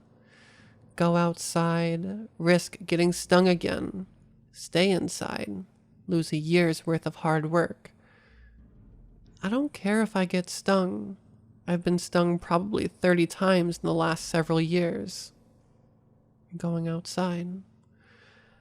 I try to decide if I'm being brave or foolish as I zip up my veil. I don't come up with an answer, but decide that they seem like the same thing until you know the outcome. My mission: to move the honey supers from the driveway into the garage without smoke to mask their pheromones. The best, only way to do this. Open the garage, pick up each honey super individually, move them into the garage, close the garage. Intense feelings of panic and regret flood my mind as the garage door opens leisurely and the honey boxes come into view. The amount of activity on the bags looks to me as though every beehive within a 10-mile radius has found my honey and are gorging themselves with as much as they can. Preparing to hit the button again, close the garage door and cut my losses. The bees behave with unprecedented aggression. They stop what they are doing. The rustling inside of the bags pauses as if they are all communicating with each other, acting as one unit. A flood of bees fly directly towards me into the garage, landing on my veiled face.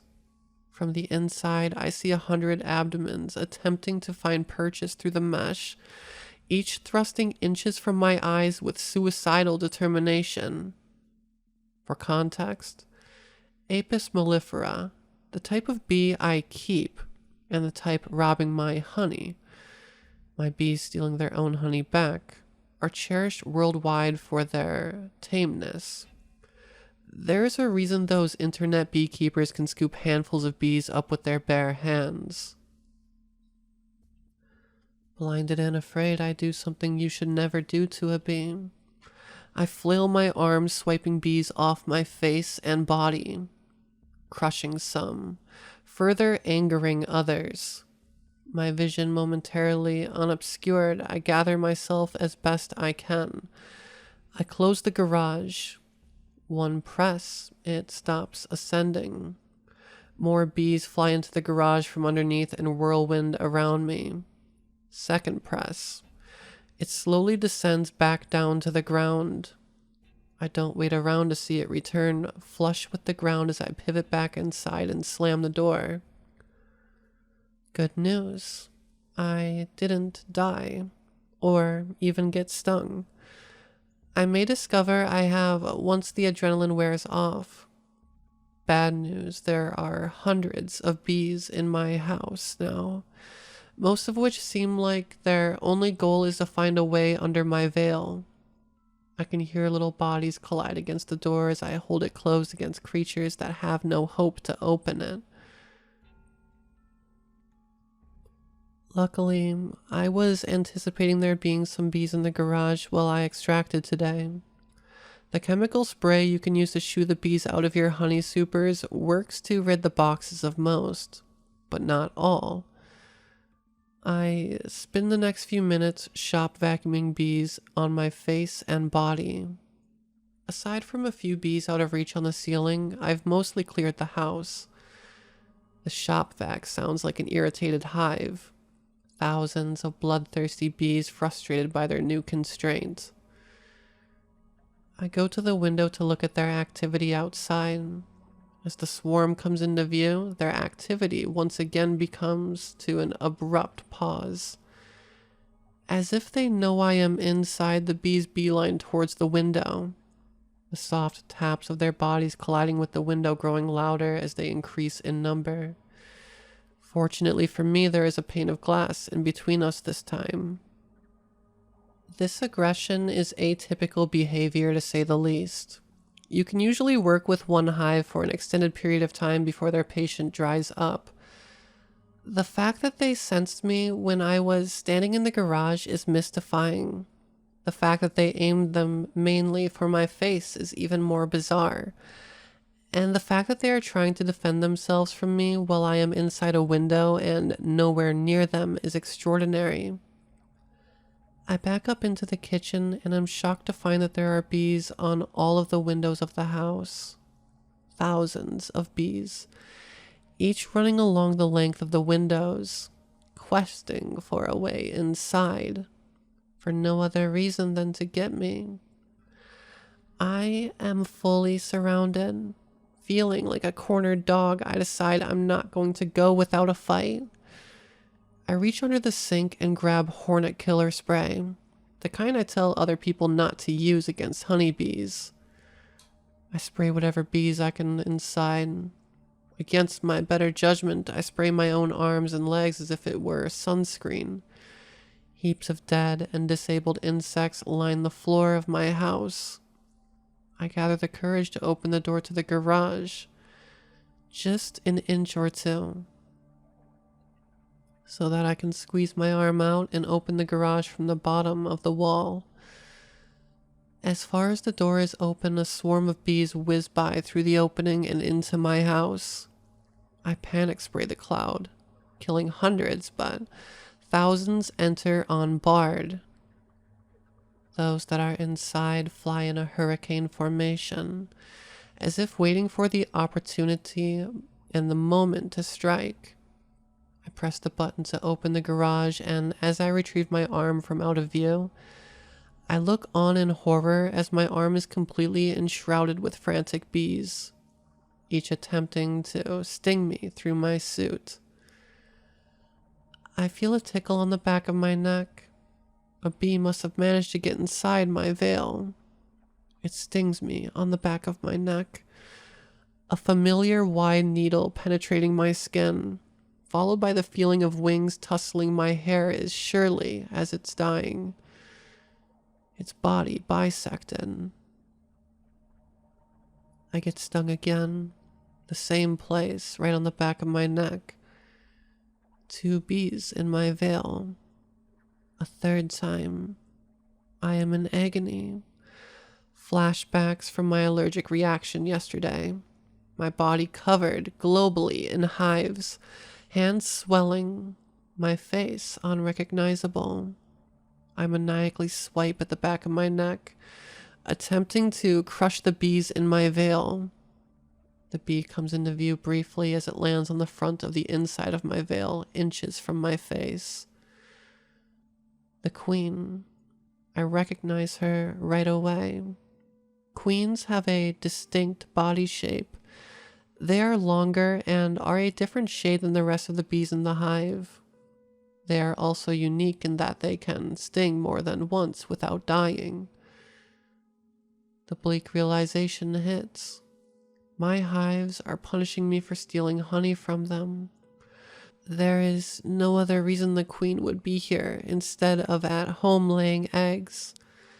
She is keeping the life of the colony for the sake of revenge.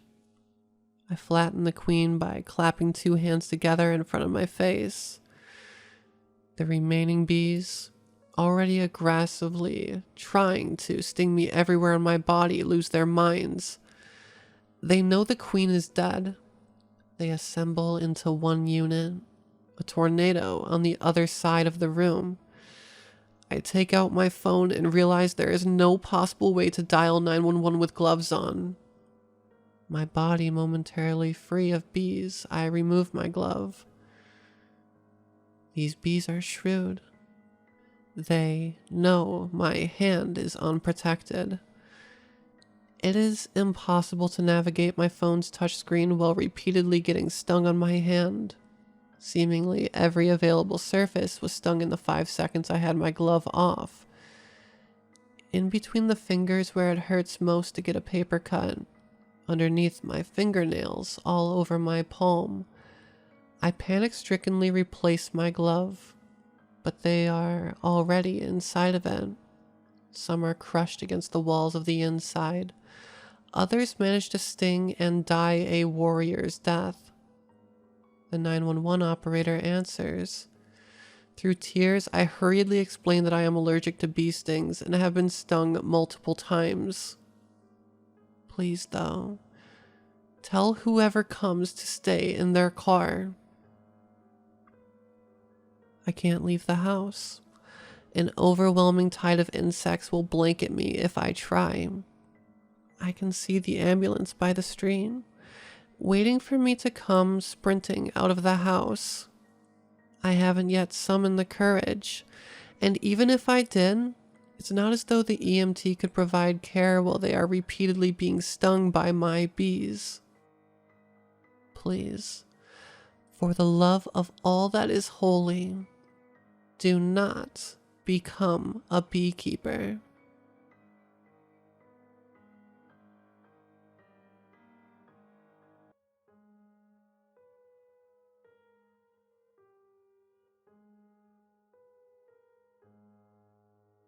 I live in a small, small town. You blink and you miss it. The best we can boast about is a single stop sign and a gas station, which we only have because of the nearby highway.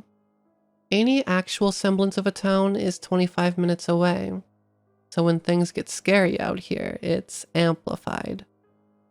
The occasional homeless person is no big deal. They're often drifting through. Drug addicts run rampant and will steal everything they can from your house, but it's the normal out here. However, what happened a few years ago certainly wasn't normal. Originally, I was dead asleep in my bed. I only woke up because it was burning hot in my room, but it was summertime and not much I could do. I just remember tossing and turning until I got a creepy feeling that fell into the pit of my stomach.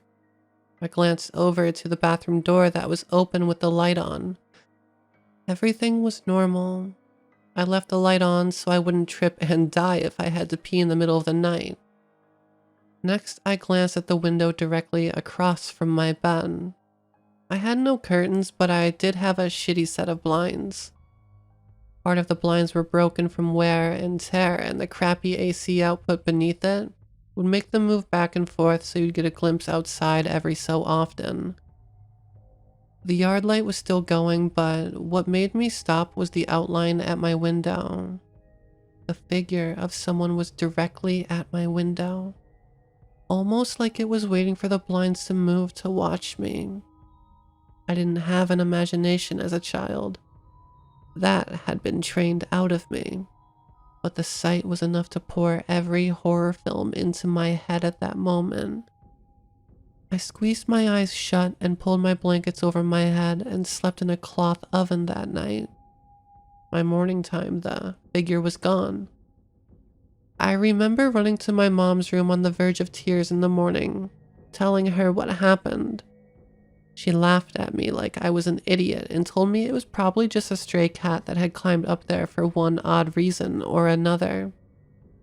I almost believed her since my window was pretty high off the ground, but something didn't sit right.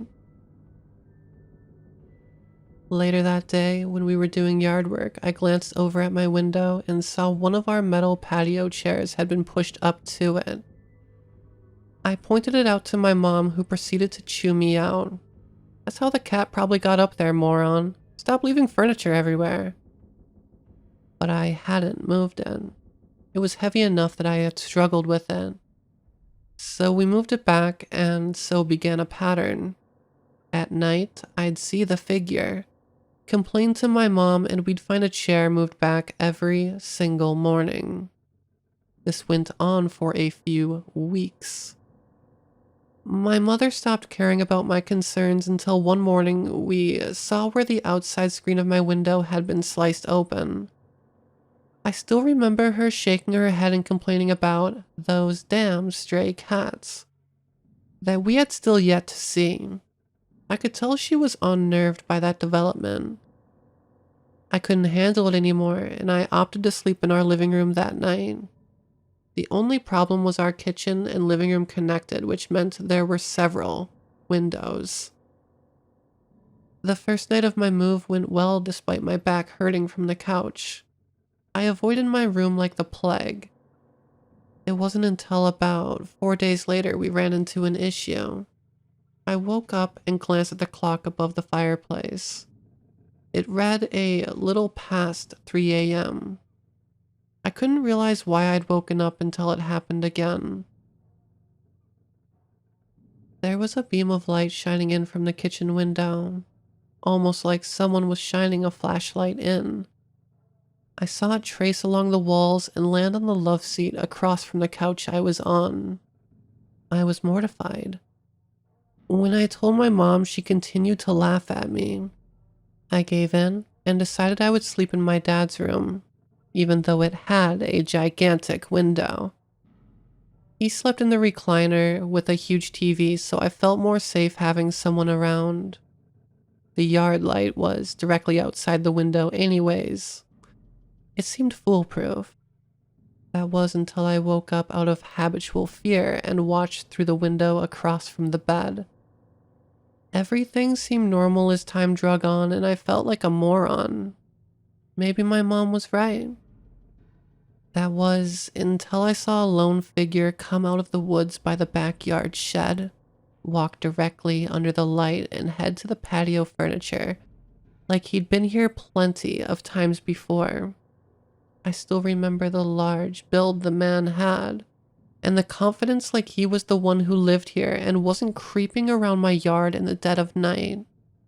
I just remember listening to the TV until I fell asleep again, hoping to get another glimpse. My dad would have been pissed if I had woken him up. He was grumpy on a good day, and terrifying on a bad one.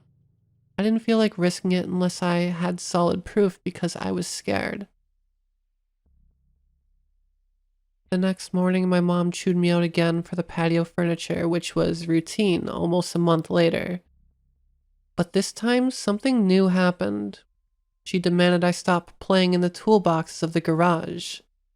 A bunch of tools had been taken out and left on the doorstep. Screwdrivers, a long hammer, flashlights, etc. It wasn't me. I begged with my mom and pleaded with her. Just stay up with me one night. We couldn't close our garage because it was an open carport, and I wasn't going to get my ass beaten for touching tools because of someone else. It was driving me mad. Finally, she agreed. That night, we would stay awake in the living room. I finally fell asleep before my mom did, but I remember her waking me up in a panic. She pointed to the window that overlooked into our garage. We could see the top of someone's head as they walked back and forth. There was a sound of someone placing metal tools down on the brick steps as if they were trying to be quiet but couldn't fully muffle it. She whispered for me to go wake my dad. My dad was angry, having been woken up in the middle of the night by his frantic daughter. He grabbed his pistol and headed out from the back door, towards the front of the house where the garage was located. We heard my dad screaming and someone dropping tools, then the shot of a gun twice. The frantic footsteps pounded out of the garage felt like they were coming from my chest. My mom peeked out the window, then opened the door, and my dad stumbled in. He had missed both shots because of his unstable aim, but told us there was a man crouching at our front door looking at our door handle. None of us slept that night, and in the morning the law from the closest town arrived. They didn't do much besides ask if anything had been stolen, for a description of the man, and then told us to install cameras. That was it. They said the guy was probably just looking for something easy to steal for quick money. If that had been the case, why hadn't he stolen the tools, the generator, the welder, or broken into any of the vehicles just sitting in the garage? We finally set up hunting trail cameras around the house, but nothing has happened since. Coming home from college for holidays, I still have nightmares about the incident years later when I sleep in my own bed. I don't know what he was looking for, or why he did the things he did.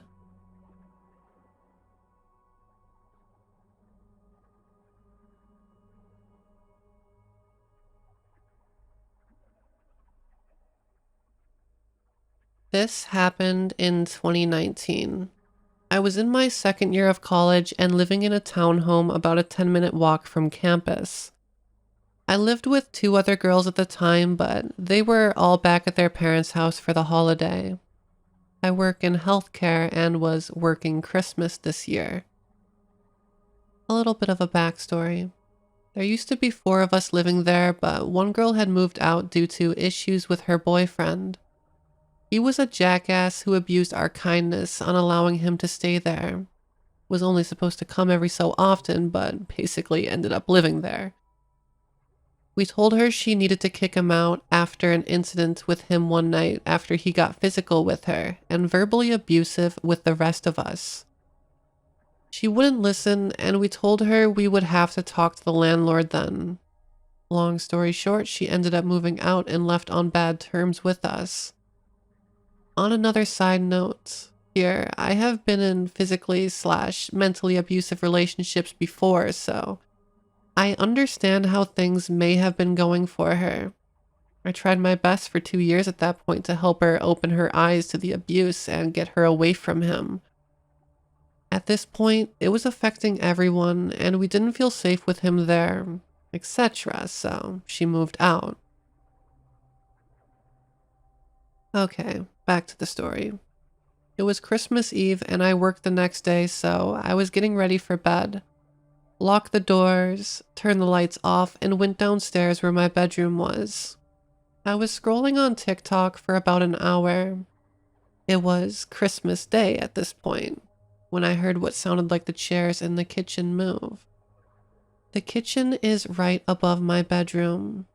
I thought maybe I was hearing the neighbors next door as we share the same walls and sometimes they can be loud, but I remembered one of them texting me and asking me to bring in a package they were expecting while they were all gone at home. The noise was short-lived, and so I just brushed it off. Next thing I know, my bedroom door is being opened slowly.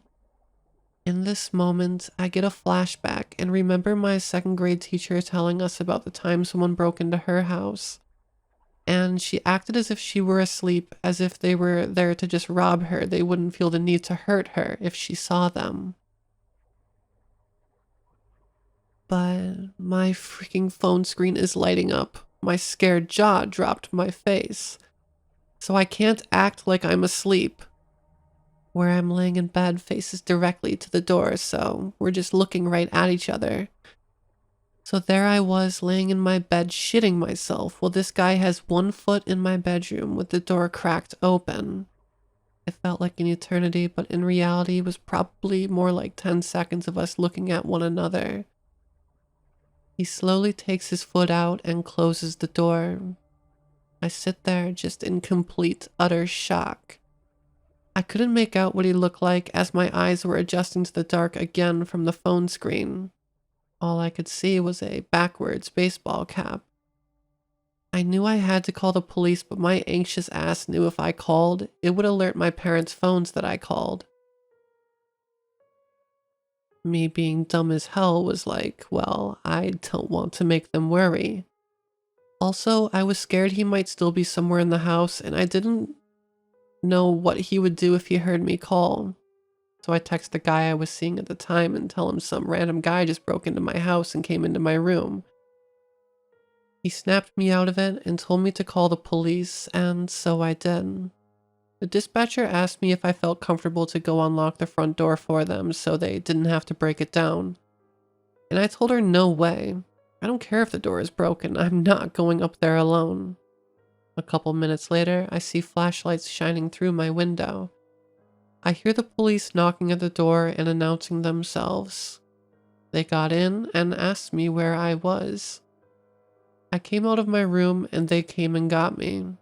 They told me to wait on the back porch while 2 of them searched the house and 1 stayed with me. It was like that shit you see in the movies where they have their guns and turn the corner with their partner and everything. They didn't find anyone. And I said nothing looked like it had been taken. They even tried to get fingerprints but were unsuccessful. They then started asking me questions and informed me that the back door was unlocked and had no signs it had been broken. I told them I locked it. Luckily, the guy I was talking to stayed with me that night, but I still couldn't sleep. I kept having to go check every inch of the house over and over. I placed chairs under the door handles on the front door, back door, and my bedroom. The next day, I informed our landlord and she refused to come out and check the locks. And she never ended up changing them for the rest of the time we lived there. Every time I go to bed now, I triple check all the doors have been locked. Doesn't matter where I am. I have a dog now and he helps my anxiety of intruders. As well, a recent purchase of a Ring doorbell. I believe it was our old roommate's boyfriend. I think they may have made an extra key for him because he was basically living there. But I don't understand why he didn't do anything to me, the house, or our belongings. If it were someone random, I don't know why they wouldn't have done what they intended. That could be many different possibilities. I don't know what their intentions were that night, but to the man who broke into my house on Christmas Eve, let's not meet again.